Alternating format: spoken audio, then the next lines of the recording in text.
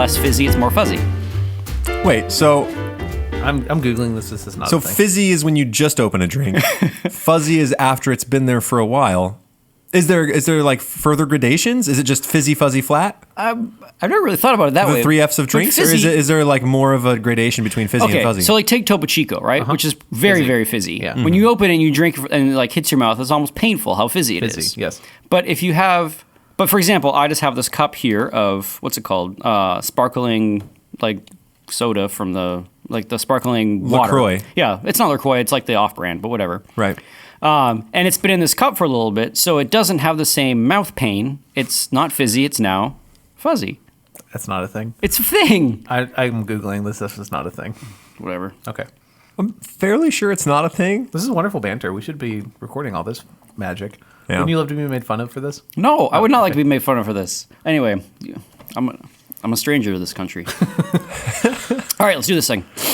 Okay, well, listener, what you gosh. have been listening to is... Have you been recording the whole time? Oh, yeah. Have you really? Yeah. I'm so proud. Yeah, I figured the banter was so good that I had to turn I it didn't on realize you were recording. I'm mid-conversation. deeply... Okay, this is terrifying. Yeah. That you could turn that on at any moment and we would never know. Absolutely any moment. I have the power, gentlemen. Wow. All right, well, listener, welcome to Classical Stuff You Should Know. I dropped you right there in the middle of a conversation because it was just... I thought if I was going to learn about fizzy versus fuzzy versus flat, that the listener should also learn about fizzy, fuzzy, and flat. My name is AJ Hannenberg. I am joined by a Canadian immigrant who applies the adjective of fuzz to his drinks even when they're not moldy. That would be Graham Donaldson. I feel like it makes sense if you think about it. And Thomas Magby, who correctly identifies drinks. I just feel betrayed by the ability to turn that recorder on and off. This is terrifying. Why is that betrayal? I mean, I could don't always know. get rid of it later if you guys Just want me to. having a conversation, just us. And now it's our millions of listeners who are tuning in for this. We have millions now? I feel like that's got to Wait, be a what? change. Welcome. No, that's exactly right. Hey, all you brand new Wait, what are you talking about? 1.9 million that got us to 2. Great to hear about you. That's awesome. Glad you're here. So this is Classical Stuff You Should Know. We are a podcast that aims to bring the classical world to you. And classical is kind of weirdly defined. Basically, we shoot for old stuff. That's kind of how we do it. My general policy is like 1800s and before. Yep. But, you know, there's all kinds of definitions about classical. I like to stick to the Greeks if I can. Greeks and medievals and that sort of thing. You know, you have a safe margin. If it's Right. pre-1700, I feel really solid about it. But isn't today's topic like 19th century? Yeah, 19th, 20th it's century? creeping up there, but it's proposed by two men who were classical thinkers. Okay. Put it That's that fair. way. Yeah. So they're like classical surrogates. Yeah. They did Yeah. the classical work, and then you're just sort of... Yeah. Taken from them. I'm This the is shit. good. I like that. That works. All right. So today is led by Mr. Donaldson. So today, gentlemen, we are going to be talking about a economic theory put out by G.K. Chesterton, who we've talked about in the podcast before, a Catholic thinker in the 19th century in England, and his friend Hilaire Belloc, also a Catholic thinker in the 19th century in England. Wasn't Hilaire Belloc what Gandalf yelled at the That's the name of the thing. Balrog? Yeah. Hilaire Belloc. That's probably it. Sounds right. Yeah. So they were Catholic thinkers, and they had this way of thinking about economics that came out of a couple of papal, I guess they're bulls or missals, which Encyclical? both of those things are encyclicals. All three of bulls sound and missals awesome. sound awesome. Like if you put out I don't know, it just sounds. What should we call your very letters? Bulls. It just sounds very aggressive. Yeah. Anyway, so Pope Leo the 13th wrote an encyclical called Rerum Novarum, and I don't know enough Latin to know what that translates to. But it was one of these encyclicals. Rights and duties. Oh, there you go. Rights and duties. I think. In response to kind of the growing industrialization and kind of the growth pains that were coming with industrialization and these new ideas that were floating around Europe, especially around communism and socialism. And then, of course, 100 years later, the rise of fascism and sort of uber-nationalism. And so Pope Leo XIII writes this document, and also Pope Leo XI has another document later taking up these themes, and then Pope John Paul II in the 90s has a third document that kind of takes up this question of what is man vis-a-vis money and institutions. This is kind of the idea. What and And from one of those documents, I can't remember which one, there is the great line that markets are in service to man, man is not in service to markets. And I think that's John Paul II's quote. So there was, and all of these sort of documents get crystallized under the Wikipedia article. No, sorry. That's what I just pulled up. If you're trying to figure out the how to, the sort of the category for this, it's either known as Catholic social teaching. It's kind of what it's often referred to. And you get variants of this Catholic social teaching that pop up in the Southern agrarian writings here in the U.S. I guess you would say that, who's that farmer guy we like? What's his name? Windleberry. Even though he's not Catholic, he sort of maybe fits into that. You also have this Dorothy Day and these Catholic social movements that happen. They're all part of this. But G.K. Chesterton and Hilaire Belloc devised this idea, and it's more of a sort of a prediction of what state capitalism will do over time, and sort of the history of money looking back. So in order to understand this, I'm going to sort of put out their thought, especially Hilaire Belloc's idea of this, and then we'll kind of I don't know, I want to get your reactions on whether or not you think that this is crazy talk or not. It's crazy talk. No, we're not there yet. Oh, sorry. Just point at me when you want me to say it's crazy talk. Okay, cool. Okay. So the first sort of thing we need to understand is the Catholic idea in Rerum Novarum of subsidiary. That's crazy talk. Oh, you were scratching your eyebrow. Sorry. Sorry, that was not the signal. I thought that was. So subsidiary. So subsidiary is kind of this idea that a community of higher order should not infringe on the freedoms of communities of lower order. So the actual quote from Rerum Novarum is, "A community of higher order should not interfere in the internal life of a community of a lower order." And then he goes on to say, but that it should support it. So rich dudes shouldn't meddle in my life? It's not so much rich dudes. It's more like... so the president, nice. If you are trying to set up your neighborhood softball league for your kids, you don't need... You shouldn't need the city to tell you what to do, or the state. You don't need the state of Texas to regulate your neighborhood softball league. That's kind of the idea. So the idea of subsidiary is decisions should be made at the lowest communal level that they can be made, reasonably. I know it's a pretty loose term, and there's probably a lot of argumentation that can come from that. Well, I think the argumentation would just be what constitutes a decision to go to which level. Yeah.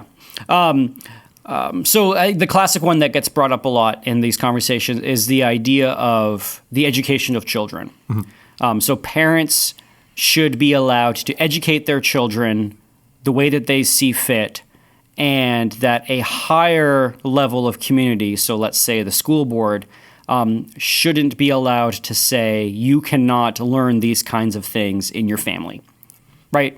Or you have to send your kid, and your kid has to sit through this kind of lecture or this kind of series of lectures or this curriculum in school. You have to do it. That would be going against this principle of subsidiary, that the lower or the smaller community rights should trump the bigger community's control. Because families can make that decision, they should make that decision. Mm-hmm. Even if there are certain things. So what if, I'm just throwing this out, so what if, are there certain things that as a country we want everyone to be taught? Is there not a place then for the federal role to say, everyone should learn math as a part, everyone should learn science? Yeah, good Is it a legitimate decision if someone says, actually, I don't really want I guess the math? legitimate question is at what level of the subsidiary should that decision be made? Is it federal? And if it's federal, why not go one step higher and say it's a UN Declaration of Human Rights that every student learns, Singapore Algebra. math or whatever. Yeah, sure. Yeah. So it's just, it is in its essence, a fear of, not so much a fear, but it is pointing out the problems of when something becomes a centralized idea. So when things become centralized, you start to get sort of these imbalances, or essentially what the document says is you start to infringe on the natural freedoms of human beings. Mm-hmm. Again, I'm just laying out the argument. Yeah, sure. I don't even know myself how I feel about it. You like it? I'm sympathetic to it. Yeah. Let's put it that way. Yeah. I do like it. I'm trying to think of another example of, but but families don't get to make decisions about the sewer systems of your neighborhood. Like one family doesn't get to make that decision. In that sense, the city probably should, because it's an interconnected system that the entire city is sort of responsible for. Right, and you can't even make it at the neighborhood level, because if one neighborhood decides to dump all their junk into the sewer system, it's going to affect every other neighborhood. That's right. But it is kind of silly if you have the federal government telling Austin how to do their sewer system. Right. Maybe they can have maybe the federal government can have sort of guidelines, but to actually have somebody, to actually pick who manages exactly, the sewer system. 500, 700 miles away, right, making these decisions for the city. That's just sort of a silly, inefficient thing. Okay. They should stay out of our crap. They should stay out of our crap. Exactly. Yep. Awesome. Okay. So now this is a really this is going to be a really I'm still laughing proud of that because one. before we started recording, you guys, Graham was like, "This is really complicated. I'm gonna need Thomas. I'm gonna need your help on this because you didn't get that part? I didn't get that part, okay. and I was like, "Hey, you guys, I found a feather in my shirt." It was just that classical moment, like my cat's breath smells like cat food. Oh, sorry, AJ, I didn't mean to ruffle your feathers on that one. But okay. So then Hilaire Belloc takes this idea of subsidiary and he thinks about it in terms of, okay, if we want to be skeptical and concerned of the centralization of any of things, he applies that to the idea of economics. And this is where Hilaire Belloc gets kind of, he's one of those people where free market capitalists think he's a socialist and socialists thinks he's like a free market capitalist. Right. So because he's one of those people that other people think is on the opposite side, already he should be a person of interest. We should already be interested in him, because if he's saying something that sort of both of these camps are accusing him of holding an opposite view, then he's doing something interesting. But that means that I have to be nuanced about this. So as far as Hilaire Belloc is concerned, let's define some terms. Socialism. So socialism or collectivism, that sort of is a bigger umbrella, is the idea that economic decisions are made at the level of government, and that government is in control of the means of production. So nationalizing the railroad, nationalizing oil industry. What are other sort of examples of? I mean, the extreme one being like communism. That's what I was going to say. So communism is sort of this extreme collectivism where the state is in control of all means of production. And then weirdly, on the opposite side of that, so if communism is far left, fascism is far right, but fascism is collectivism just under a different name. Right. Because it's still the state control, but it's, I don't know, what's the difference? There isn't one. Is it even supposed to be state control in communism? Like in theory, it's like no control. Yeah, exactly. Yeah. But I mean, it's a different name for the same thing happening is what. Exactly. Right. So it's sort of strong centralized control over the means of production by the government. Right. Doesn't matter how that government comes into power, whether it's an elected government or whether it's a strongman government. If the government is in control of the means of production, that is a collective socialism. And then on the other hand, and this is where Hilaire Belloc kind of, so I think most free market capitalists look at them and they're like, yeah, that sounds terrible. That sounds inefficient. That doesn't sound very smart. Hilaire Belloc looks at the other end and he says, capitalism, sort of free market capitalism, the way that we have it, is only a transitional state. It is something that is moving towards an end goal, and when it hits that end goal, it's going to be another kind of collectivism. It won't be one under state control, but it'll be one under either you'll just have like Monopoly? 5 companies in the world that own everything, and like Amazon has bought all of its competitors or whatnot, and Google runs the internet and Facebook runs the media or whatever. So like an oligarchy of or and then also the idea of money. So money, the actual capital itself, is going to flow into fewer and smaller hands. So that's called when all of the capital is controlled by a very small amount of people. That's called a plutocracy. So plutocracy is, give me a small number. 10%, 1%, 1/10 of 1% owns X amount of the capital, 90% of the capital. I'm starting to sound like Bernie Sanders. You are a little bit, yeah. For too long, 10% Wow. has been 1/10 of 10%. Now you're really sounding. That's pretty good. Thank you, Yeah, I appreciate know. it. Seriously. Mr. Calling. To be Bernie Sanders. Can you Oh do my- Christopher Walken? Can you do Bernie Sanders as Christopher I Walken? don't think I can. I believe in you. But I did. fever. I did recently rewatch the Christopher Walken Fatboy Slim music video. Yeah, as you should. Oh man, I that did thing- too. As I was watching that maybe like 2 weeks ago, and I just had that moment of like, how did this get How did this- made? yeah, totally. Anyway, that's a whole other bag of worms. What? So Bag of worms. the idea being that so in socialism, the individual's ability to control their own means of production is taken away from them. Yes. The state now runs the factory. The state now runs the economy and tells you what your job is or whatever.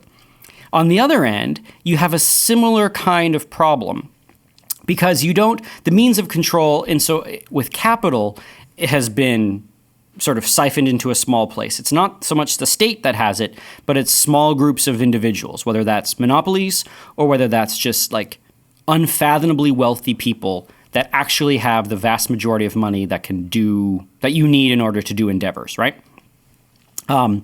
So both of these things become centralized problems. So he makes the argument in The Servile State, which is a book that he wrote in 1912. So we're still under the 100-year mark, so I'm okay with that. I know. Hey, Just barely. My next episode will not be, so here we are. Is that capitalism, the way that he sees it, is incredibly fragile. Because it has, as capitalism is successful, it basically makes the game harder for everybody to play. Criticisms are coming. Maybe. That's fine. Yeah, sure. But as something gets more successful, it gets harder for people to play, especially if money is becoming more centralized and means of production are becoming more centralized. So he lays out this belief that as time goes on, people are going to be more beholden to companies and the company's wages in order to survive. So you have the fact that you are you're beholden to the companies for wages. Wage slave is probably the extreme way of saying it, but you need the flow of money from the owners to you, the laborer, to you, the worker. I'm there. Yeah. I don't have my own farm. Exactly. So Hilaire Belloc's and G.K. Chesterton's idea is that economic freedom for human beings is to have, and this is why it's called distributism, which makes it sound like socialism because they're distributing, which is sort of a terrible branding name problem. We need to rename it or whatever. Yeah. But the basic idea is that human beings are more free insofar as human beings have direct control over their means of production. And that means either land for, back when they were writing this, agrarian farming, but that also means the owning of tools for being a blacksmith or doing anything, and having capital in order to start up your little your enterprise, whatever it is. I guess in modern equivalents of this would be something along the lines of kind of like the wave of independent contracting positions that there are. Right. The internet has given people the ability to freelance or Airbnb your house. These kinds of things have distributist ideas or can be sort of looked at through that lens behind them. So, okay, so let's talk a little bit about this means of production thing, because Hilaire Belloc uses an example from history to talk about how this happened. So he starts The Servile State with the question, why was there less slavery in the Middle Ages? That's kind of his idea. Why was there less actual? And what he means by slavery is legal contracts between workers and sort of the owners. Like slavery was an engine that drove the Roman Empire. And then he says, slavery began to again become more potent and formalized in what? 15th, 16th, 17th century. Then you have the transatlantic slave trade, and then you have all that sort of terrible inhumanity. And he says, how come in the Middle Ages? Now, there were slaves in the Middle Ages, of course. If you look, if you do a history of the Middle Ages, there's still slavery. There are, saints who were traded as slaves who, preached the gospel to their pagan masters, and then they became Christians and all that. So there was slavery. But Belloc's reasoning is that it was less institutionalized as it was in the Roman Empire, and then was also less institutionalized as it was after the end of the Middle Ages. And he's sort of asking the question, why? What was going on? Weren't people working land that wasn't theirs, like the monastery or church would own land? Exactly. And then like the people of that community would work that land. And I get the details wrong, but so there was some amount that they owed. So since they didn't own the land and they were getting stuff from the land, they had to pay a certain amount. Yep. Like, so if they were harvesting grain, then they would have to get 10 bushels of grain a week or whatever. That's right. And then they give that to the community, the monastery, and then the they're owners done. of the land. Yeah, and then they're done after that. So yeah, and that's kind of the idea. Now, lots of people criticize Belloc by saying that he's kind of this medieval apologist that says everything was rosy and great in the Middle Ages, and you're sort of living in this this feel-good anarchy agrarian community. It's not. There's still laborers, and there's still owners. There's still have-nots. They didn't have toilet paper or peanut butter, so fair. Nothing can be that good. Can't be that great. Good, fair. But he says just a jelly sandwich. Who wants that? That's a good point. Yeah. Do they even have jelly? I don't know. They probably did. Oh yeah, I'm sure Preserves they did. and They had stuff? preserves. Yeah. Sure. Sugar's expensive. Or wait, when did canning come about? Man, I don't know. Way later. That's our Yeah, next it has classical to be stuff later. episode is going to be on canning. Yeah. Okay, good. Kitchen stuff. But anyway, Kitchen so stuff you he's should know. kitchen stuff. But Hilaire Belloc puts out the idea of, okay, this is how kind of the medieval social order worked. Is you did have owners, landowners, and for the vast majority of places, it was the monasteries. Mm-hmm. The monasteries were the actual caretakers of the land, and you also had noble lords who were caretakers of the land. And there was a weak centralized power in the kings. So you did have kings, but they weren't anything like the centralized powers of nation states that we have today. Right. Everything was like basically handshakes and goodwill. And as you listen to the Plantagenet series, you know that every king's problem was he needed to have the lords on his side. And then the lords needed to have, and then you needed to have the church on the side. And it was this whole sort of interconnected network of power as opposed to a hierarchy of power. And I think that's a really important distinction, is that it was more network than hierarchy. Anyway. The king was in charge, but if he couldn't get anyone to come to his backing, the nobles could rebel. That's and right. Put somebody else in there instead. Mm-hmm. Yeah. So you had owners of land, but it was distributed amongst many, many, many more monasteries and small little ownership groups than after the dissolution of the monarchies in Henry VIII. So this was sort of his idea. So you have the owners of the land are these monasteries. Let's just use monasteries as a sort of the simplified version of it. And they are groups of people that, whether or not they believed it or whether or not they did, they have taken some kind of vow of poverty. Yep. Now, as we know, not every monastery held to that, and they accumulated vast wealth, but probably not as vast wealth as we kind of Would think of. Right. Compared to the kind of vast wealth that not we have Amazon now. Wealth. It's not, they're not Bezos. Yeah. Anyway, so you have these monasteries who have taken this vow of poverty and then have vast tracts of land, and they accumulated more land as people died and gave their land to it. So the monasteries had agreements with the local workers. They didn't have enough monks to work the land, and so you had local farmers who lived on the land, raised their families on there, and Thomas, like you said, they had to pay a tithe to the church. So for simplicity's sake, let's just say that the tithe ended up being around 2 days of work, and then you had 5 days of work after that. That's kind of pretty much how it worked itself out. the tithe was 10%, or the tithe was whatever it was. It probably varied from monastery to monastery and lord to lord. And if it was more, people got ticked, and if it was less, then the monastery would lose money or whatever.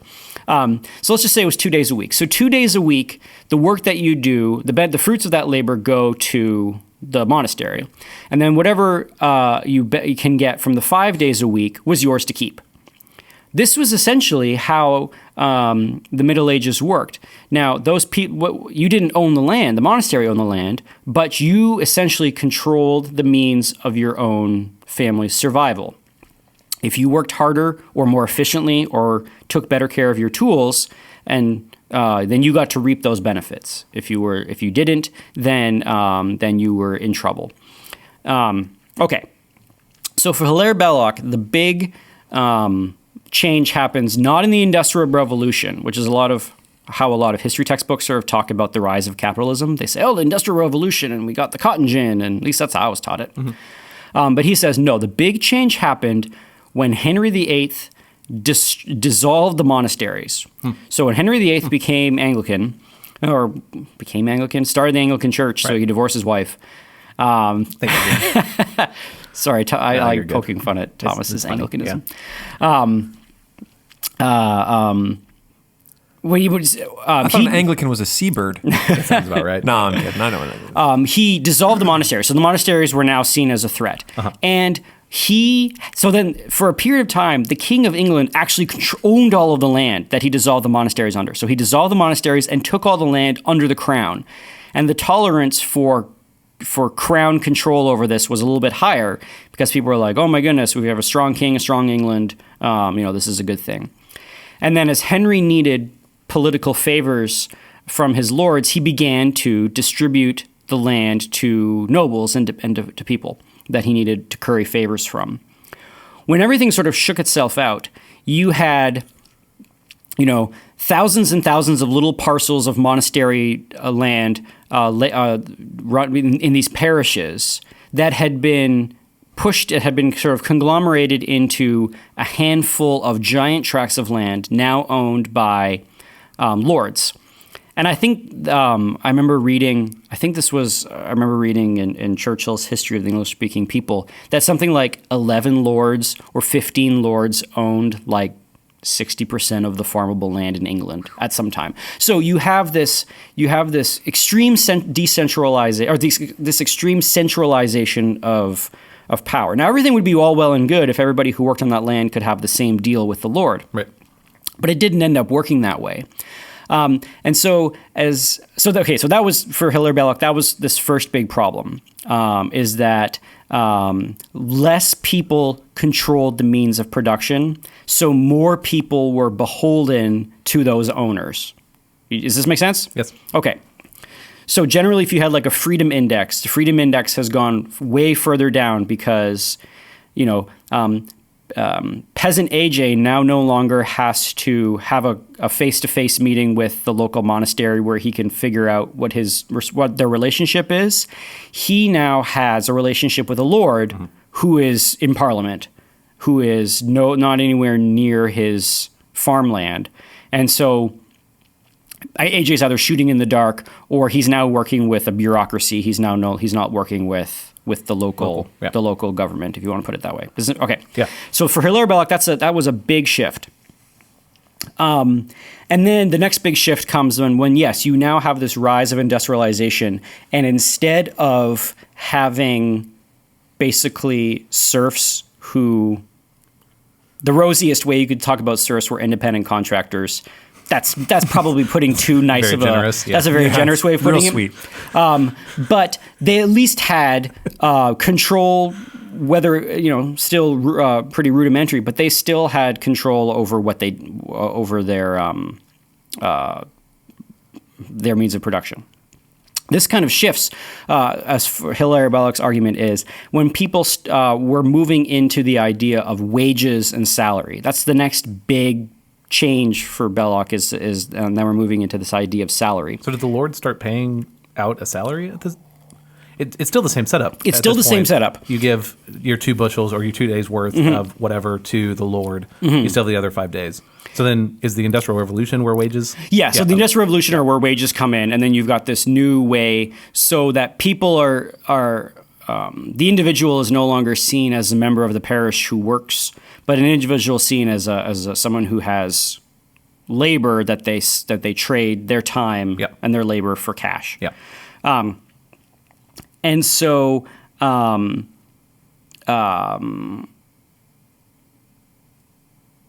so the more that the system is set up where the person is being paid a wage as opposed to them controlling their means of production, as far as Hilaire Belloc is concerned, the more fragile that system becomes. The free man can refuse, this is a quote from one of the books, the free man can refuse his labor in order to bargain, and that still exists today. Right. Like, if we wanted to, we could refuse our labor to this school, or we could say, I'm not going to teach, I want a better salary, and they can say, all right, we'll give you better salary, or we'll just find somebody else who can do your job. We do have that bargaining power. But Hilaire Belloc's fear is that as time goes on and as capitalism moves forward and more money go into these companies or go into these individuals, there's going to be a reform movement in nations. And the reform movement is basically going to take, what Hilaire Belloc says the reform movement is going to take is people are going to say, the rich need to serve the poor because the rich have all of the means of production and they have all of the capital. They're the one, and then the rich say, yeah, we're the ones taking the risk with our money. We should be the ones getting the reward for it. And then the vast majority of people are going to say, we want to work for you because we want, your money so that we can survive. We need our wages. And we need you to give us jobs. And the rich say, okay. And then there's the push and pull back and forth where either the rich say, no, we'll try to find whoever can do this job for the cheapest. But Hilaire Belloc's vision of the future is that eventually laws will be put into place that the means of production holders, those who hold the means of production, written into law, have to take care of everybody who is a wage earner. This could take tons of different ways that this could play itself out. This could be lifelong contracts, which we don't see, but every now and then you hear it floated, like in Silicon Valley or something. I don't know. Have you heard any of these things? No? They were made fun of in, what was the movie? Sorry to Bother You? Yeah, sorry to bother you. Yeah. It was called Home Good something? I'm trying to pull it up. Home Away? No, not Home Away.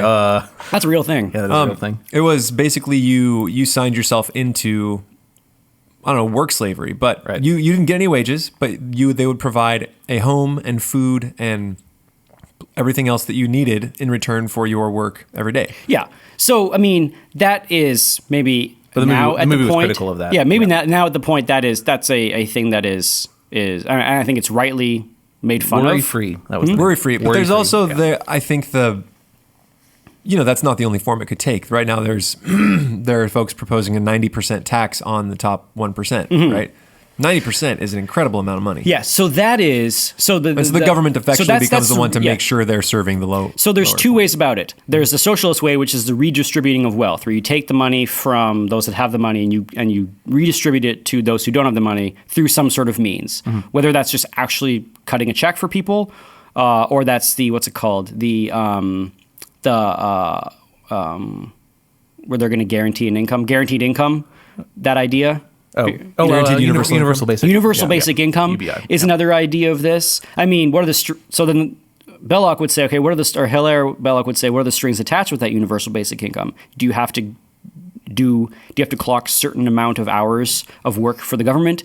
That's also a proposal of guaranteeing jobs. Exactly. So of guaranteeing jobs. So these things are workarounds, or these things are trying to figure out what do you do with all of these people who need to survive by wages.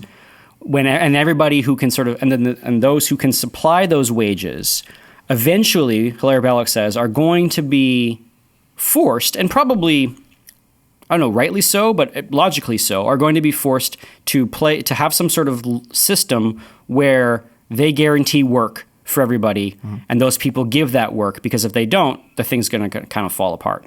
So he still includes that. That's late stage. This is a Marxist term, but that's late stage capitalism to Belloc, that you'd have to guarantee those jobs to avoid social unrest? Yes. Okay. Yeah. You guarantee those jobs to avoid social unrest. Yeah. And so then he says at some point it's going to be enshrined into actual law. What's the term for it?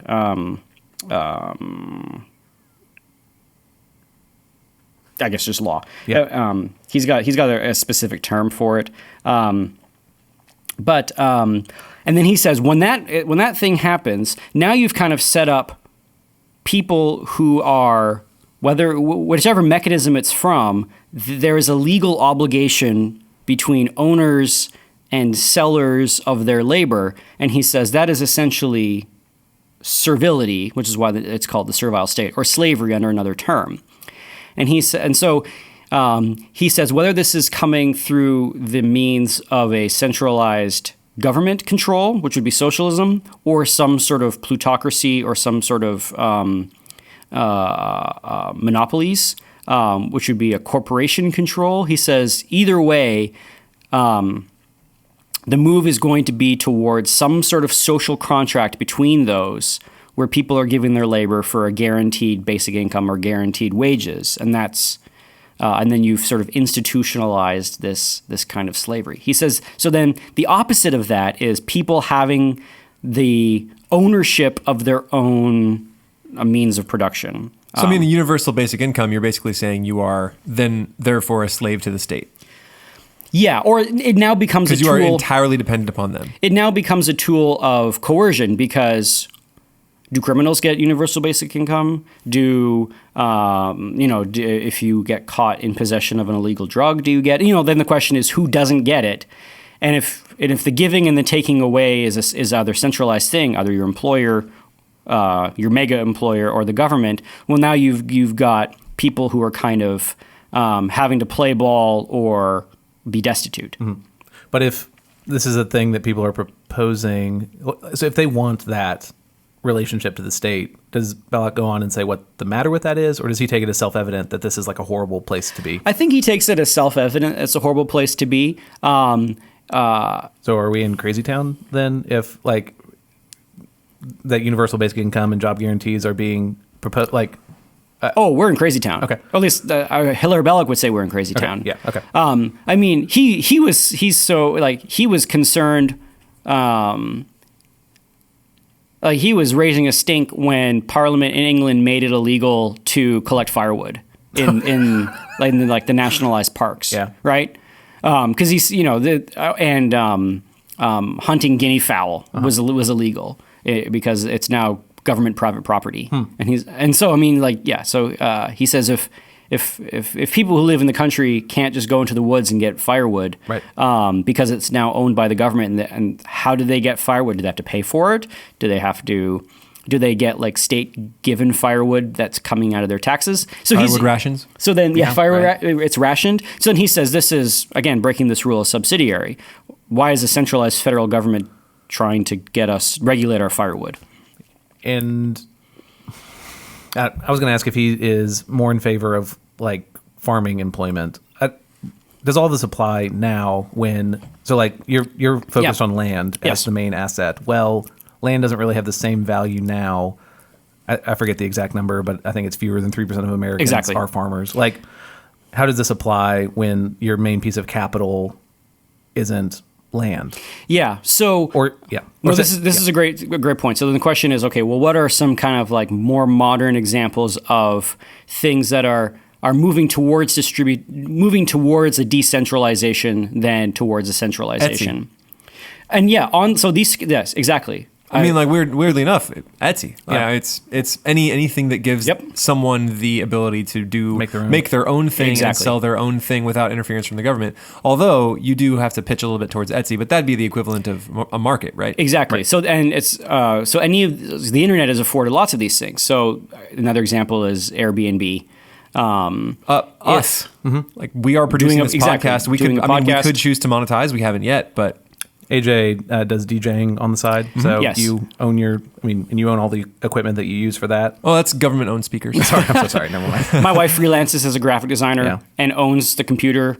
And but yes, you're right. So then there are these sorts of things, and then there are other ones like open source technology, like Linux and GitHub and Python. All of these things are not Blender, yeah. are not centralized companies. They are decentralized platforms that are run basically by people who, I mean, even Wikipedia are doing it like for what? The joy of it? I mean, Basically, yeah. basically are doing it for the utility of it, essentially. Yeah. Oh man, Now- Wikipedia. So at Veritas we have this thing called Morning Moment where we look at art with our students, and I realized I can edit any page to say anything ever, and one of the art pieces had very little information, and so I added that it was recently sold to art collector Thomas Magby. It's wonderful. For Did you really? $3 million, and awesome. he keeps it in his home and has showings every December. Is it still up there? No, I took it down within minutes because I felt really guilty and I was afraid of getting banned forever. So I saw so there was one where students changed it, and they said that an art thief stole it, and I forget if I was the art thief or I was the fence that bought it. Anyway, it was very funny. Did they put it? That might have been the day that I did it, and then they put it back up after class. Can I say, was it the Gleaners? Do you remember the name of the art piece? I think it was the that's- yeah, Gleaners. exactly. That's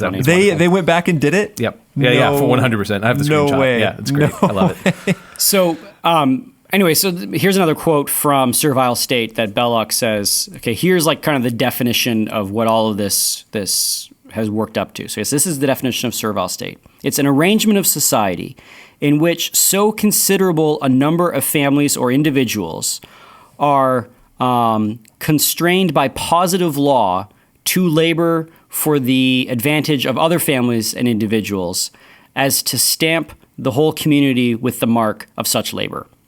So in other words, 98% of everybody is working for the 2% of people, and the 2% are paying the 98%, and it is something that has been codified into law. That's the word, positive law. Yeah. It's been codified into positive law for this to happen for the good of the whole.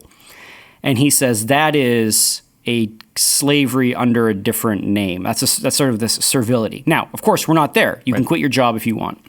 And so And if I own Amazon, I can still fire everyone and be done, right? Bezos could shut the whole thing down. Exactly. He could shut if he wanted to as now, majority shareholder. That's a really interesting question because He's not the owner.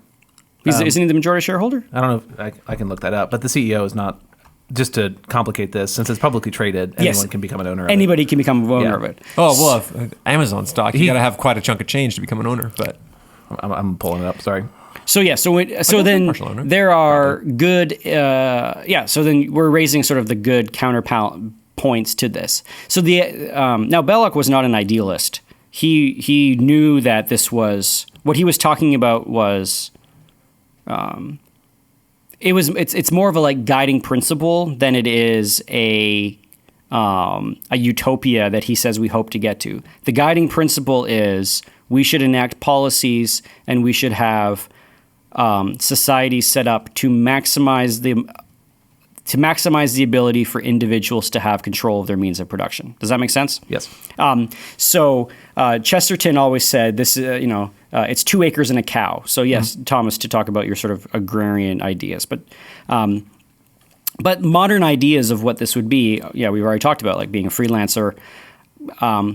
There's another company. They do, they run Basecamp. Do you know what Basecamp is? Yeah. What's Basecamp, Thomas? Sorry, I just pulled up. So I think if I'm reading this right, Bezos owns about 20% of the company, somewhere between 18 and 20%. Well, then here's a fun case study. Let's say that all the shareholders, every single shareholder of Amazon got together and you're like, you guys, this was a great run. We're done. This was awesome, but we're done. Do you think that we as like a economy in a country would just, I guess the question is, would you think that the government would just allow that to happen?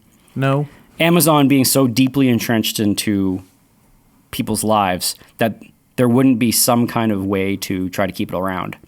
It would stick around because somebody else would want to buy it. My question is, what do you mean by shut it down? Because essentially they would sell their shares, and if 20% of the company was for sale, the shares would plummet, but then someone would buy it, and then like the company would continue to run. Like the ownership is separate from the operation in a weird way. Yeah. And I guess that's kind of another one of these criticisms yeah. of distributism is that ownership and operation are kind of separate. Yeah. So there are 600,000 Amazon employees. So like the government would, I think that's a worldwide number, but yeah, so the government would care about that being shut down. Yes. So I don't know about forcing it to stay open. I don't know how that would work. But the thing is, as it gets bigger or as it becomes more successful, Yeah. it becomes more deeply entwined in the social fabric. Yes. And it will, I mean, it's essentially kind of like the too big to fail argument all over again, is that Sure. if something happens to it, mismanagement or whatever, it'll get bailed out or it'll get saved. And then because if we don't, we lose too many jobs. People need those jobs because they need their wages. So this is the thing that kind of Belloc is uncomfortable with. What was our train of thought? And you asked for a definition of something, and I forget what the something was. Sorry. Listeners are going to be like yelling at their... Yeah. I'm trying to remember what the train right of now. thought was before we were saying... the base camp. It's for like groups working together. Basecamp is a software, Yeah. and it makes collaboration a lot easier. Yeah. Okay, well, the guy that made Basecamp wrote a really great book called Rework, and his idea. And with Basecamp, they have something like 15, 20 employees, and they've kind of actively kept it that size. And fought against growth. Yep. And so those 20 employees own. It's not a co-op, but everybody owns that company. All those 20 employees own 1/20th of the company or whatever. Maybe it's distributed in different ways. So in this kind of weird way, this is similar to the agrarian farmer where the more work that he puts in and the healthier of the company, the more he's worth because he owns this company that is making this kind of money.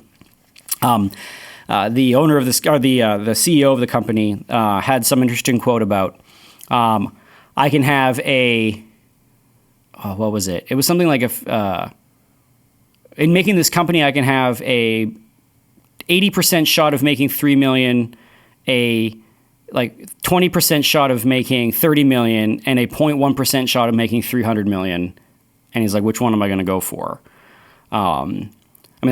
And he said, I went for the 80% shot to make 3 million, and everybody else got to as well. Yeah. And this company can continue, and we can weather downturns because we're small. Listener, if this is another thing that you sort of find interesting, another book that you can read is Schumacher's "Small is Beautiful." It's a great book with the delightful subtitle of "Economics as if People Matter." Isn't that good? Yeah. It's awesome. Drive a smart car? I don't know. Small is beautiful, Small is probably. beautiful. Yeah. But a similar kind of idea that Comes in a little tiny suitcase. that growth is not necessarily a good into and of itself when it comes to economics, because you get to this point where it becomes this kind of absurd thing where it has an overweighted control over the community. Mm-hmm. Small is Beautiful is also helpful because Schumacher is pushing back against there being only two categories of you are either socialist or you are capitalist. And that's kind of what Belloc's doing too. Sure. And I haven't read Belloc. Or didn't you read Serval State? No, I you lent it to you. You lent it to me. I haven't read it yet. Sorry. It's only, do you have it still? Yeah. I was looking for it. I've only had it for you still got it. I've only had it Okay. for like a year and a half, so don't worry about that. But I forget. I think Schumacher breaks governments and economic models into 8 different categories, and essentially says you can pair these up in any way you want to. Anyway, it's a very interesting book. Mm-hmm. So. Other criticisms of distributism are it kind of doesn't provide as good an engine for innovation as what we have right now, because it's essentially a conservative economics. We're trying to keep communities in the way that they and sort of we're trying to keep people to be able to have a rational or to have a flow of life that is more predictable or more in the hands of the individual. And so then to create like a new Facebook that sort of explodes and takes over, won't happen. There's less of a fertile ground for innovation. It would prevent things like Tesla. Tesla could never replace all the cars on the planet because there'd be five people running the company, 20 people making the cars, and it just would never be large enough. Yeah. And then the other thing is when all of the workers are the owners, there's just studies that show that it's harder for those companies to weather changes in the economy. Yeah. So if jet fuel prices go up or go down, these companies can easily fire workers or can easily restructure their airlines. It's harder to do that when the owners and the workers are one because they get sort of voting rights. Yeah. But there are examples of big co-ops, like co-ops that employ tens of thousands of people. So it's not just 15 people. There's one in Spain called, I don't know how to pronounce it. It's like Mondragon or I don't know. It's this, basically it's a co-op, a giant co-op that employs like 70,000 people. And it's in the Basque region of Spain, so it's also got this like ethnic localization to it that probably has helped it be cohesive. And if you work there, you are an owner of it, and everybody gets a vote, and they have some pretty sort of stringent voting rights, and you can still, people can still get fired and companies can still go bankrupt. They own a bunch of different kinds of companies under this umbrella. And I don't know too much about it, but it's really fascinating. But it's kind of in this model of this distributism. So like you work for that company, you're never going to have your boss say, hey, we've liquidated your position, and if you want to keep your job, you're moving to Seattle. Right? And which is a very real thing that happens right now. And so you have then this unrootedness that the sort of the system that we have brings. But then there's also all of the benefits that the system brings, like all the innovation and AJ's dream of owning a Tesla and all these kinds of things. Yeah. So any large company that with high fixed costs. So I think of like a steel manufacturer or car manufacturer is a good example too. You need a larger scale to make that possible. But I guess there are also maybe banks are a category where you don't really need, anyway, the benefit of a large bank is the ability to get your cash anywhere for free. But outside of that, you don't really need a big bank. Yes. So, anyway, yeah. So it seems to me, I mean, I'm trying to work through this in my head, but isn't any specialization within a society or society itself, isn't that slavery under any other name? Like, take, for example, the butcher. I don't know how the butcher does what he does. I still need his meat, or I prefer to eat it. And so I need wages in order to make that happen. Am I not a slave under this guy's definition? No. Am I not a slave to the butcher? The really important, I don't have the means of doing the that. really important distinction he's making is it works how it's working right now when everything is still relatively small and localized. But as things get bigger and bigger and bigger, you get to this absurd place where it's enshrined into law that these mega corporations that own everything need to employ everybody. That's the position that he's worried about, is that when we have the government, or we have the 98% of the people saying, you need to take care of us because you are the rich, you own the companies, you are the corporations, you have the means of how our lives work. And we will work for you, but you need to guarantee that we will not starve and die, because if you stopped, we would. If you sort of turned off your company, we would.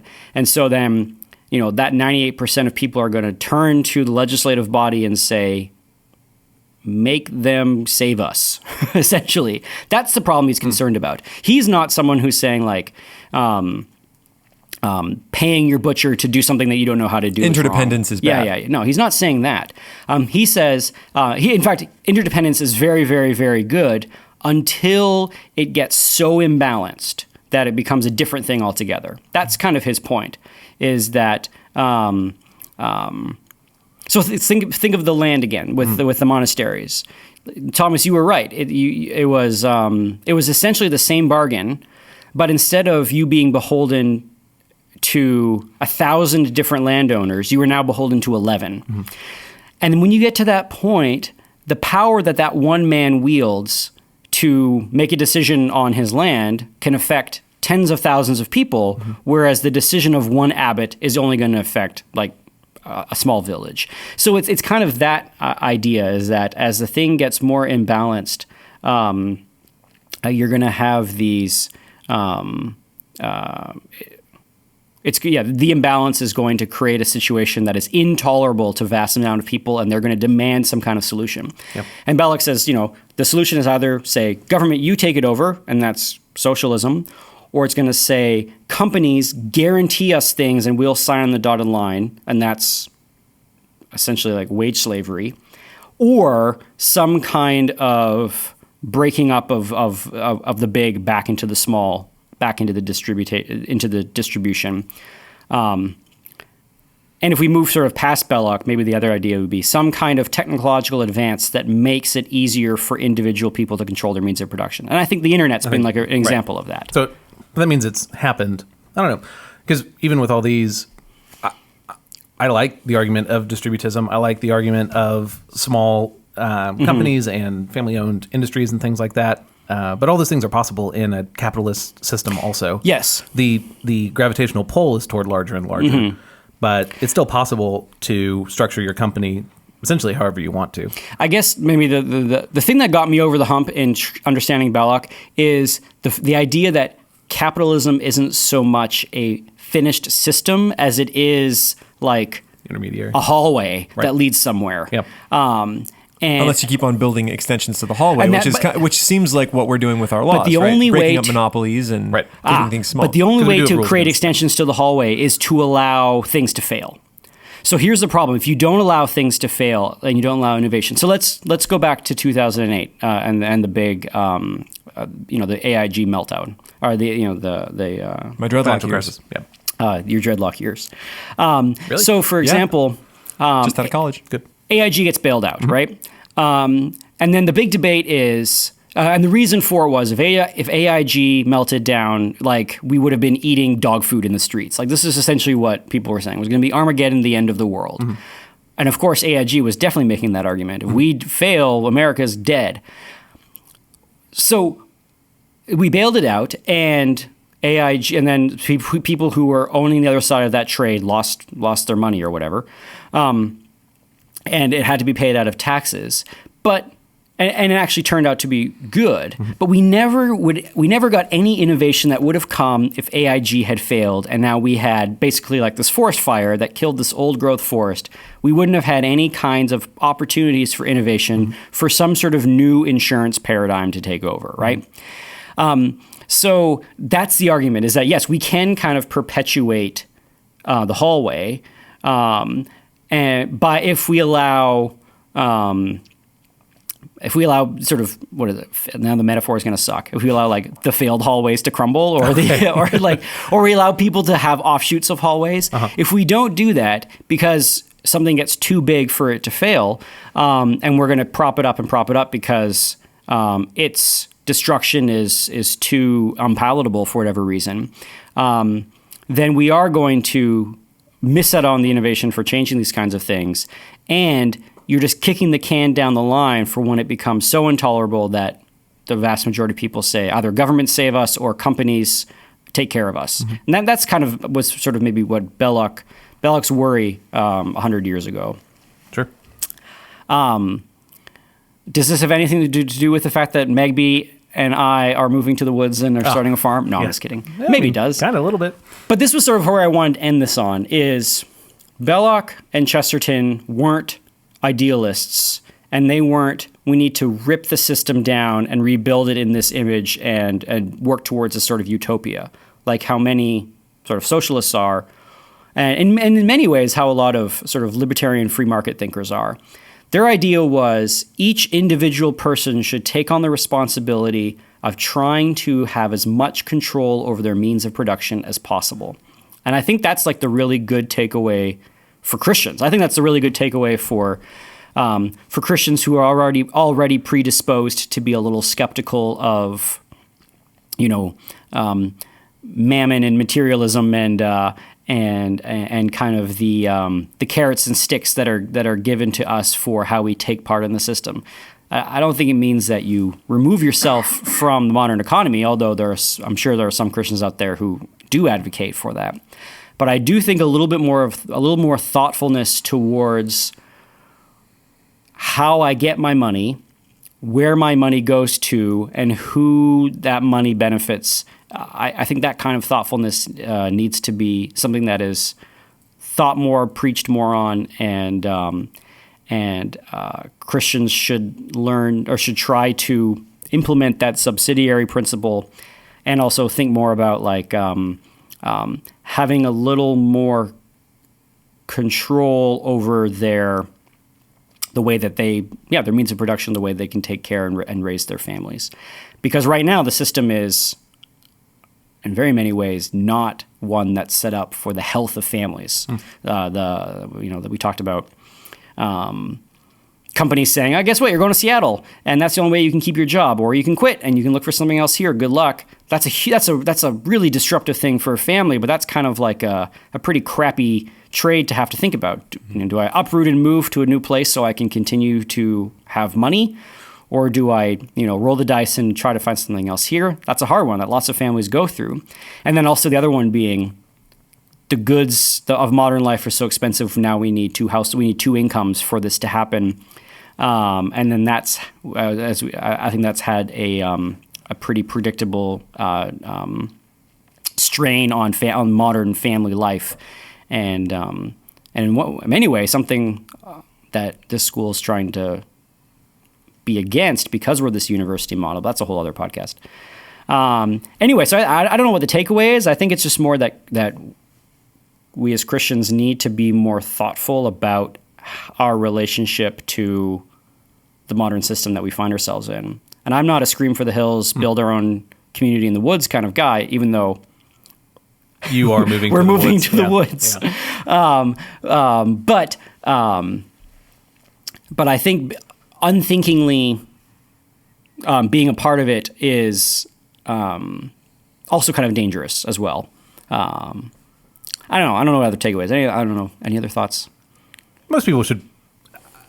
I think people should develop a skill, and then it is beneficial to get some sort of training in the big company, and then probably set out on your own. I think most people should have an LLC, which I don't know if AJ has one for his DJing stuff. But I do not. Oh, well, this is awkward. Like, most people should be. But I mean, it's because I don't really need one. I can file taxes without it. Usually it's more for like liability purposes. But most people should be developing a skill and then selling their own labor, as opposed to selling it to a company. Yeah. Yeah. I agree with like all of the ideas of distributism. I think most of the results are possible in a capitalist system. Yes. But the system does work against. Yeah. I guess maybe it's more he's worried that we kind of have like two strains of capitalism going at the same time. And when one strain gets big enough, it changes the game. And we have some kind of game-changing decision that makes the possibilities of individual means of production labor impossible to do. So a second ago we were talking about Etsy and the increased opportunity for freelancing, for doing work on your own, since the growth of the internet. But I was pulling up numbers. If you compare the 90s to today, a higher percentage of people work for large companies than did 15 years ago. So even as more opportunities are there, we're actually choosing the bigger companies. So here's an example. Let's say that there's enough political movement behind Etsy, and they say, you know what, Etsy, if you're going to have people on your platform, you need to provide those people health care. Right. And then Etsy says, we're a platform, we're not an employer. And it says, doesn't matter, lots of people are using this, and they don't have their health care. And Etsy says, okay, if that's going to be law, then we shut down, and then Etsy goes away. So it's that kind of idea of the centralized power that I think is Belloc's worried about. Yeah.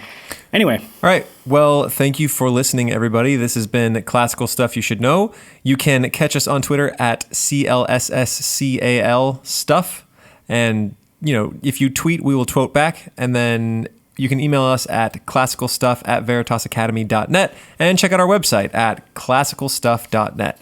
There's a lot. I have to say classical like 14 times in that little outro. It's our thing. Yeah. So I'm going to go be a farmer, and I hope you will too. Good. And I'll be growing rutabagas. So stay out of the rutabaga market, because I am going to charge, just so much for mine. Bummer.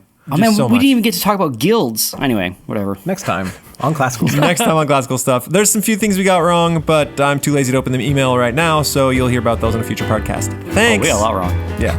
Goodbye. Bye.